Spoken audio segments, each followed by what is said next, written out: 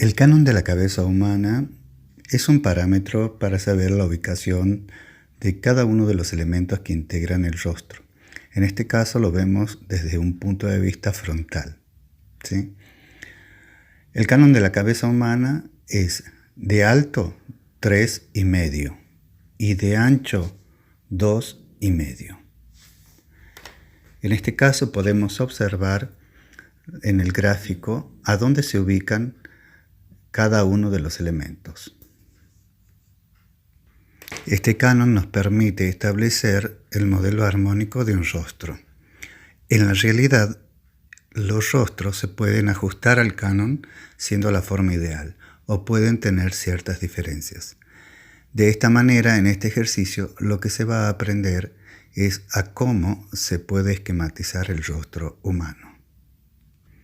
En el primer canon podemos observar que se encuentra desde el mentón hasta la base de la nariz.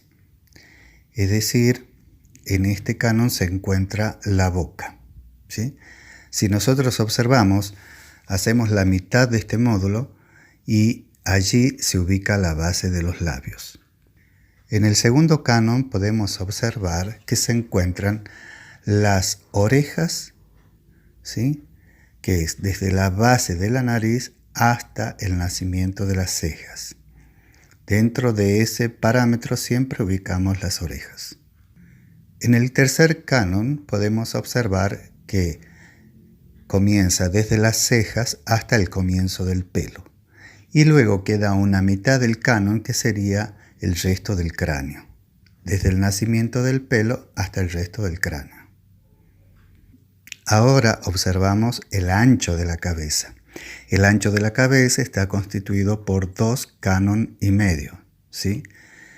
En el primer canon, ¿sí?, podemos observar que a esta altura se observa el costado de la nariz donde estarían ojos, terminación de labios, ¿sí?, a esa misma dirección.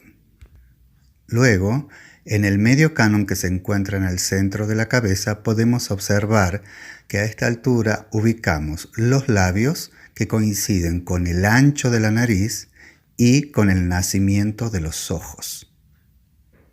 Observando la cabeza completa, del otro lado queda igual. Si observamos con detenimiento la cabeza desde el punto de vista frontal, observamos que que la pupila coincide con la terminación de las comisuras.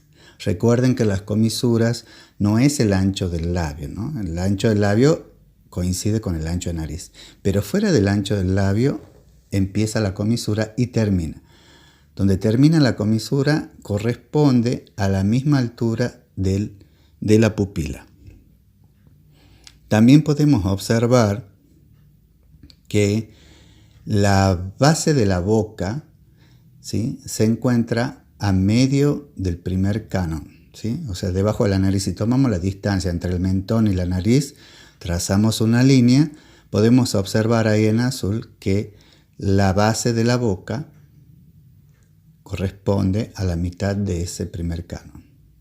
También podemos observar que el cuello aproximadamente coincide con la finalización de las cejas, ¿sí?